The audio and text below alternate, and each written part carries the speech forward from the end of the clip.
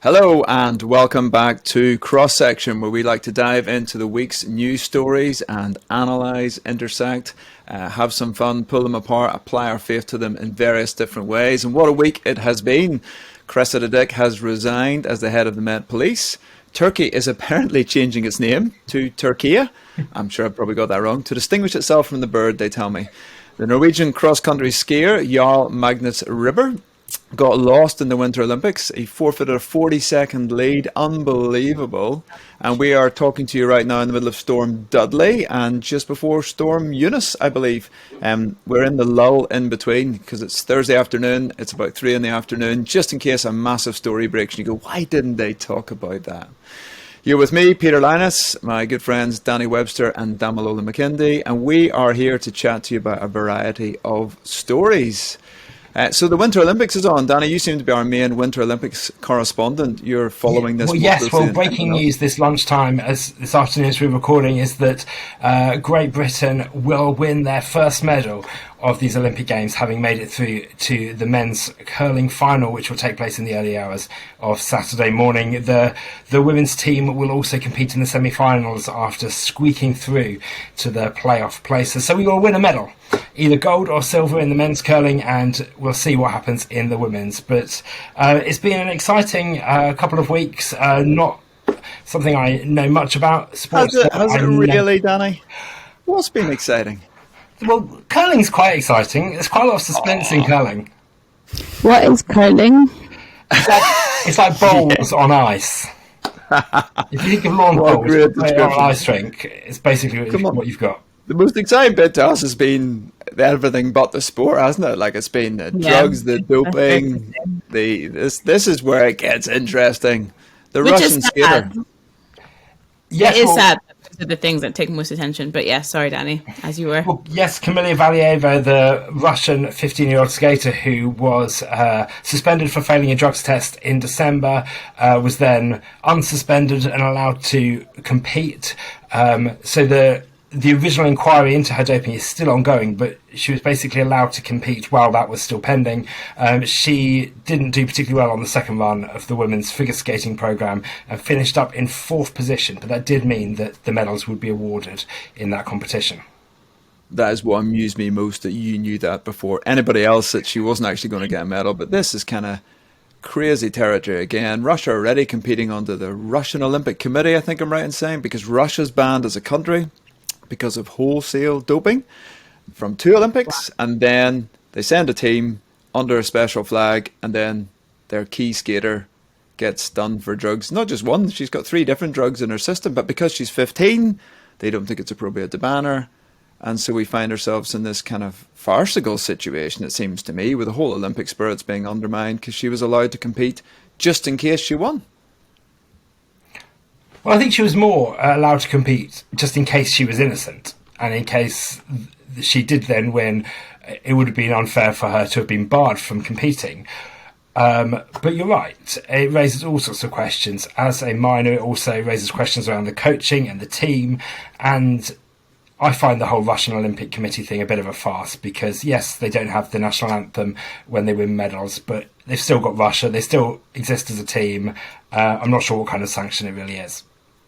Well, look, we aren't going to actually talk about the Ukraine story because we're not sure what to say just yet. But I think this does tie in the sense of this is Russia again, just playing games with the world. They're undermining confidence left, right, and centre. It feels like this on the drugs one here in the Olympics. They get to complete under a special flag, and we still don't really know what's going on. And the whole sporting event is kind of tied up in this. But we do want to turn to another sports story, one that we do want to discuss, and that is our tennis star Novak Djokovic has given a fascinating interview, I think, to the BBC on this one, to Amal Rajan, and talked about his stance on vaccination. So, Danny, for those who haven't followed that story, briefly, what are we looking at? Well, Novak Djokovic was deported from Australia days before the Australian Open was due to kick off because, well, it was a bit complicated, but there was controversy over his vaccination status.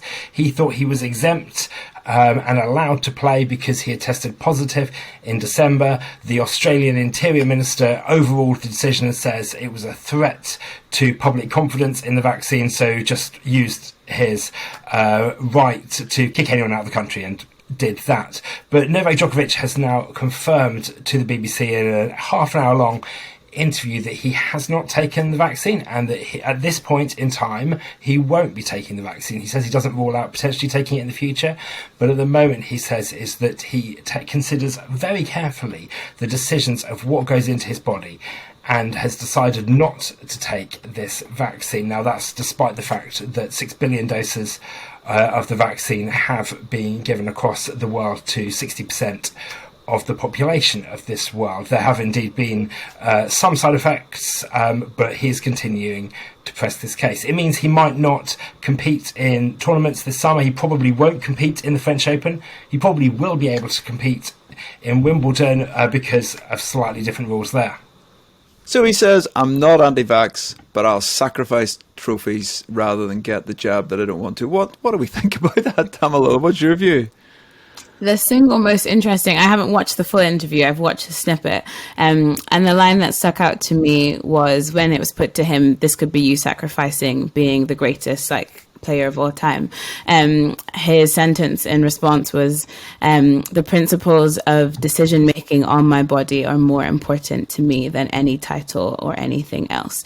And as a statement of conscience and of courage, it's quite extraordinary. I think you have to at least give him that much.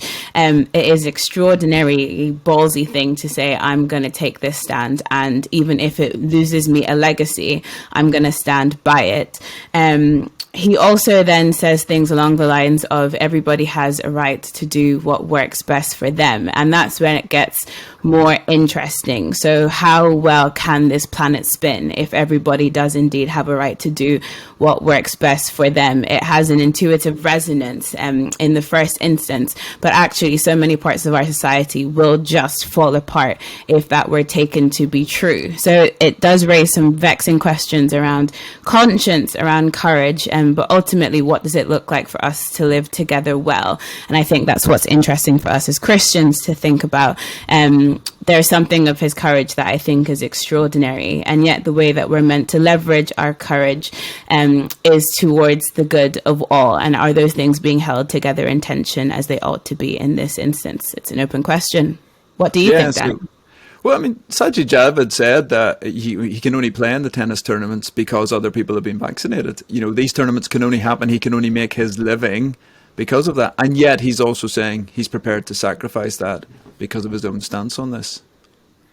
I think we have to respect the strength of convictions that he holds, even if you don't necessarily agree with them. I think it is remarkable, actually, that someone is willing to forfeit the thing that is seemingly most important about their life, their tennis career, for something else that they obviously hold at a higher level. So I think it's fascinating, and you've got to have some sense of admiration.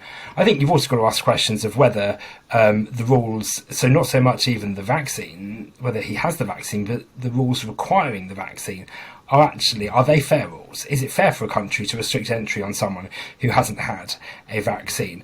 Is that actually helping when people with the vaccine still transmit the virus? Or is it more about the messaging of the importance of the vaccine? Is that why they hold these high and rigorous rules?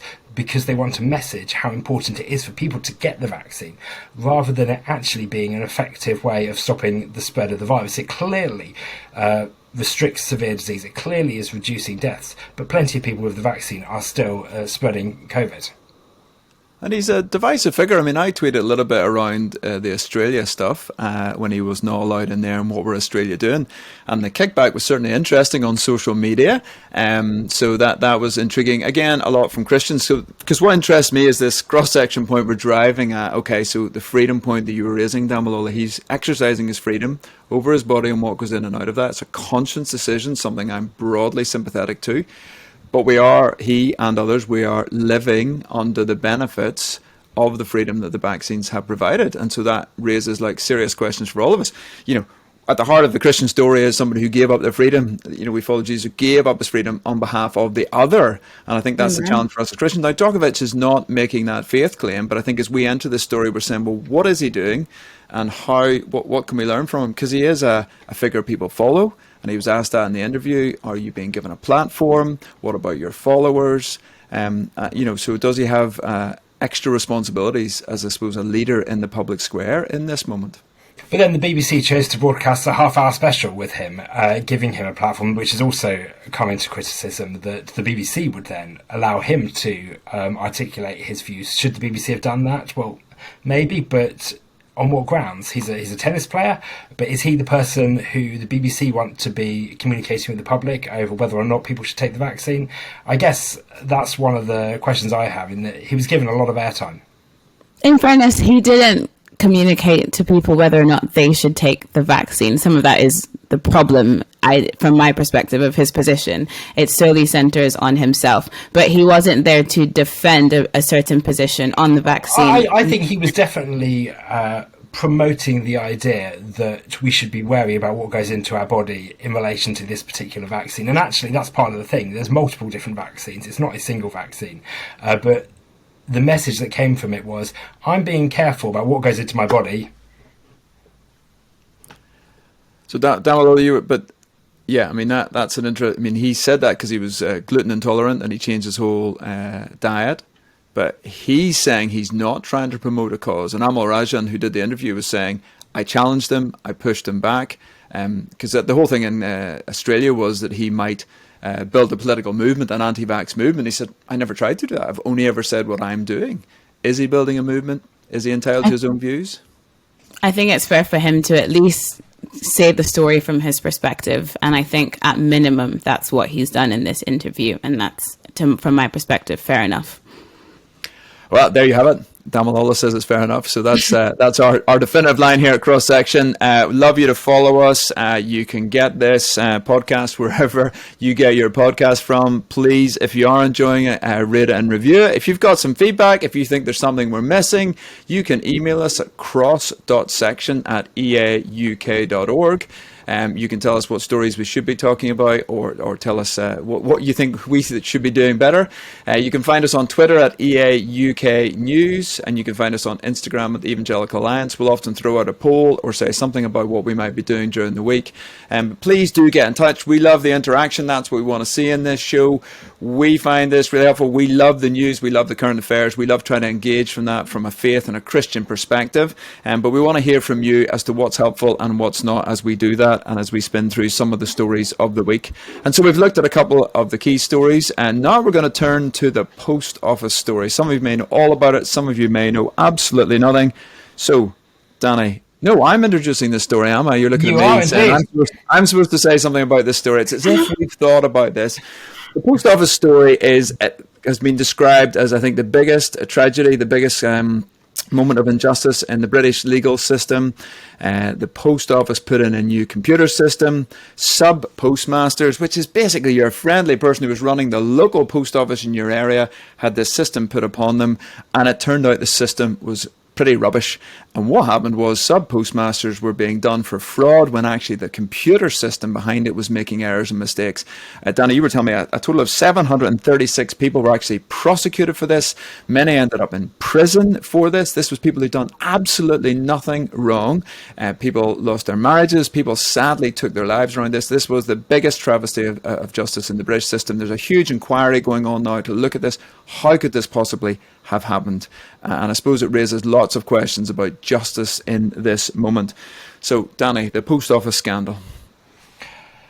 Well, it's a huge scandal over the 14 years. These 700 plus people who were prosecuted. Many people saw the system was basically showing that losses were there when they shouldn't have been. So people were basically topping up with their own money. So people, on top of this, they had borne the cost of this in their own life. So actually, this was the problem people were having, is they were paying into a system to try and keep it up, to hide the fact that there were discrepancies. And the heart of it is the fact that the post office believed the machines over the people. You have a CEO who was running the company at the time, and it's worth pointing out, she was an Anglican priest and also was, for a while, a member of the Church of England's Ethical Investment Advisory Group, which is just interesting. It brings to mind the head of the Co-op, who was also a Methodist minister, but then got convicted for, I think, taking crystal meth and various other things. But the post office were immune to the complaints that were coming from these sub-postmasters and sub-postmistresses. People were telling them there were problems. From the minute the system came in, people said there were problems, and they just didn't listen. I mean, it's absolutely a horrific story. Damilola, I know, had some comments. It's deeply sad. I was listening to Jo Hamilton speak on this earlier today. So she's one of the sub-postmasters who was caught up in this. And she spoke of being told when her case was going to court that there was a 75% chance of her being imprisoned on the back of this. And so she kissed her parents goodbye. She kissed her boys goodbye. And she prepared to face what could have been a custodial sentence. And to think of that real life impact on not just her life, but the lives of many, her whole village coming out to defend her. And all of those human testimonies were nothing in the face of a machine and a computer. Now, in our world today, I am recklessly reliant on my tech. A day without my phone is somewhat unthinkable. And yet it's worth probing, is this a healthy relationship? Obviously, this is a specific example. All of tech doesn't quite function in this way. And yet for hundreds of people to be disbelieved and for tech to be favored, that shows a really faulty dynamic. But it's not just there is definitely something there on the over-reliance on tech. And I think you can speak to that also, Peter. But what I'm also shook by is how the post office, when it was brought to their attention, when they actually verified that the system itself was broken, rather than seek to make amends, they sought to hide the problem in the first place. And I guess, human justice never works out perfectly in our world. But part of the problem there, and this goes back to Genesis 3 territory, is when rather than seeking to bring the problem into the light, we bury it and try and make it go away on our own terms to save face or whatever. And I think this story is a really good exemplar of the fact in this particular situation, but in life in general, burying the truth is never the way to get out of a bad situation. Yeah, I mean, I think the court said, look, the post office's failures of investigation and disclosure were so egregious as to make the prosecution of any of these cases an affront to the conscience of the court. The post office just weren't prepared to listen to absolutely anything. The reliance on technology stood at the heart of this. That's one of the things I would certainly want to raise the question around. As we've moved to a more rational, scientific age, we sort of believe the computer and we disbelieve the human being. And that's a real kind of tragedy of this moment. And the reality was that did have massive implications. I listened to one of the ladies who'd spent time in prison. It might have been the same lady, Jo Hamilton, going back into that prison and talking about her experiences. And I'm struck again with some of the other stories this week. Facebook's share price is down, the whole Meta. What's Zuckerberg's latest thing? I think it's Meta mates me, taken from the Royal Navy's shipmate self. Like this kind of idea, the company's first. The meta's first, then your meta mates, whatever on earth that means. It's just this freighting of everything onto technology. If I start my rant about being away in a restaurant this week and saying how many kids were on the tech the whole time, but we're favouring technology over human beings, and I think that raises substantial questions for us in our search for truth and justice in this moment. We cannot believe the computers over and above what people are telling us, and that led to a real tragedy in this particular case. But that justice theme kicks in again in the final story, and a very significant story again that we want to turn to, and that's around Virginia Giuffre. Giuffre. I've said it wrong. Damilola, how am I supposed to say that name? Well, I'm humbly submitting it's Giuffre. If somebody else thinks otherwise, please do feel free to send an email into cross.section@eauk.org. But yes, Virginia Giuffre and Prince Andrew. So I imagine most listeners are familiar with this story. But in general, the facts are that Virginia Giuffre alleges that when she was 17, she was sexually assaulted by Prince Andrew at Jeffrey Epstein's home. And she's been making those allegations more publicly since 2015. And the criminal process there failed in the States, and so a civil case was begun towards the end of last year. And now, just before both Virginia and Prince Andrew were meant to take the stand and be deposed, a settlement has been reached. And the fact of the settlement being reached, something in the tune of £10 million, means that there will be no ultimate finding of fact in this case as to whether or not she was assaulted by Prince Andrew. Prince Andrew has strenuously denied these claims all along. He gave a simply shocking interview to BBC Newsnight, and they met this 2 years ago, where amongst many things he alleged that he doesn't sweat, and he failed to disassociate himself from Jeffrey Epstein, the disgraced financier and paedophile, before time, because he's too honourable. So he's in general not come out looking well at all in this case, but it does lead to the question, is this settlement justice? So what do you think? Is it or is it not? Oh, Dan, we're both hesitant. I mean, Emily Maitlis, as we referred to in that BBC News interview, subsequently said, look, right at the heart of this is this question: why is Prince Andrew telling her one thing, that he has no recollection of ever meeting this lady, and now paying out what we understand to be in the region of £10 million, perhaps more? So there's just a fundamental disconnect. To get to justice, you have to get to the truth, and we haven't seen the truth. So it's hard to see this as justice. But I want to say, as somebody who's practiced in law, I understand why settlements come about, because the court is not always the best place to find the truth. That doesn't always happen that way. It's an extremely traumatic experience, given what Virginia Giuffre says she's been through. To restate that, to go through cross-examination, that is incredibly traumatic. And she has a trafficking charity. That's where some of the money is going to. It also raises questions about who's paying this. Where's the money coming from? The Queen, who I have huge admiration for, is apparently behind at least some of this money. And it's just a tragedy on so many levels, but particularly for Virginia Giuffre. The hope is that some of this money goes into her charity and actually helps victims to move forward in terms of this, because I don't think justice has been done, but I'm not sure the courts are always the answer to that either. And it's normal in a lot of American civil cases. I've heard both 96 and 99% mentioned, most civil cases are settled out of court. So this is normal, and this is where most people expected this to end up, that they wouldn't let this all come out in an open courtroom. So yes, the settlement is rumoured to be 10 million for her and 2 million for an anti-trafficking charity.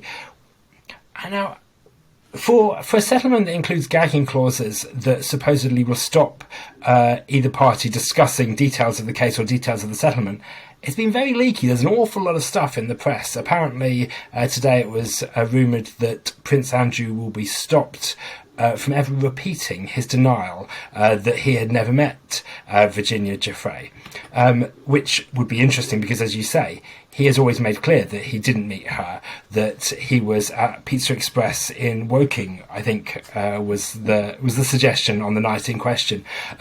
So while we don't know all of the truth, and we won't ever know all of it, it does feel that this was a settlement that got it out of the way, which clearly for the royal family was something they wanted. It's been said that she won't talk about this during the Queen's Platinum Jubilee celebrations, but it does also seem that Prince Andrew has been forced to at least slightly change his tune. Yeah, his story has definitely changed. So there's a difference between what he said in that interview on BBC Newsnight and what he's saying now. And as you say, Danny, it's alleged that he can't restate those claims. It's accepted that she was the victim of abuse and unfair public attacks. That's part of the agreement, it appears to be. So there is at least some vindication in that agreement. And it's worth, having commented myself at the start on Djokovic and his display of courage and what that meant for the tension between it and taking care of collective and community interests. On the flip side, Virginia Giuffre's courage and determination and resilience in pursuing this claim has given greater visibility to victims. And yes, it's not this isn't the best way for things to end. I definitely think a trial and having the facts fully done out and giving them proper vindication in that way is the preference. But showing that power can be held to account in this way is extraordinary and commendable, and definitely closer to justice than had we not reached this point. So I think mad props to her for what she's done, and hopefully this gives victims a sense of dignity and reassurance in coming forward with their claims and seeking redress. Yeah, because you've got to remember, in this story, you've got Jeffrey Epstein, one of the world's sort of wealthiest financiers. You've got Ghislaine Maxwell. You've got Prince Andrew. You've had Harvey Weinstein in previous stories. I mean, these are very successful individuals who sometimes it was felt could not be brought down. And actually, the movement has now. It's been hard and long, and it's required incredible bravery and courage. But ultimately, we have begun to see potentially a shift here, where those absolutely horrific conduct has been exposed, brought into the light, and we have seen the system to some extent begin to do what it's doing. And I guess this is at the heart of what we're trying to wrestle with in the podcast, is these ideas around truth and justice, fundamental ideas that we're saying are incredibly important.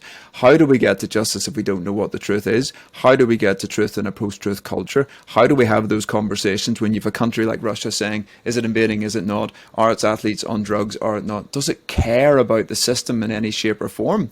But we need to persevere into that, and I think absolutely lean into that as people of the truth and people of the light, and bring that kind of transparency and exposure, and sometimes acknowledge things that have been done wrong by those within our own community. As we've said, as we looked at the post office story, you have the former CEO of the post office was an Anglican priest.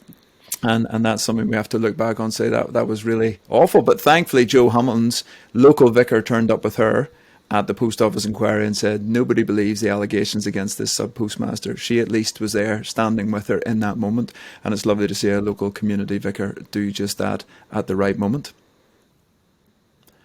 You're all looking at me like I've said the profound thing to finish. So folks, thank you again for joining us across section. We are all looking at the intersection. Did somebody else have something they wanted to come in with? No, it hasn't. Folks, we're exploring each week what it looks like to live at the intersection and to see what it looks like to live at the cross section. We are absolutely committed and love following Jesus in this moment. That doesn't mean we get it right. One week we'll probably look a little bit more at how we even look at the news and how we do those news stories. Please do get in touch. Let us know how you're reviewing the news, where you're getting your news from, and how you find navigating this cultural context that we find ourselves in. Our thanks again to Joe Evans, our producer, to Chris Ringland for post-production. Some names I will eventually get right on this podcast, and to Tim Coyce, who offers constant tech support to help us. Thanks also to Damilola and to Danny, and for being with us. Be blessed. Peace.